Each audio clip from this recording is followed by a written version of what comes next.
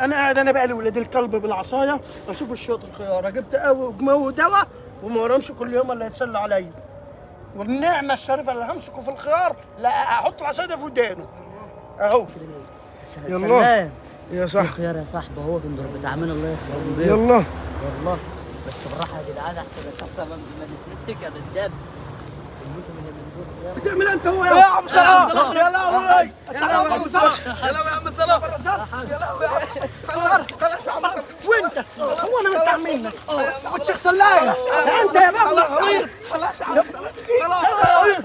انت يا عم خلاص يلا انت سامح المره دي كله بيزيد كله من ده كله من ده كله من ده كله من ده يلا يا ابن الكلب انت وهو يلا يلا يا عم بس تعال تعال تعال تعال تعال يا رجال تعال يا عم صلاح. انا عارف يا عم همبوش ان الضرب جه جديد عليك. تعال اهو حقك عليا. تعال يا شيخ سلام. تعال يا مروان. تعال لازم تاخد العصا. المقصود من الفيديو يا جماعه ان الاستئذان عكاز لعمه. الاستئذان عكاز لعمه. اي زرعه بتاع ناس ما تنزلهاش.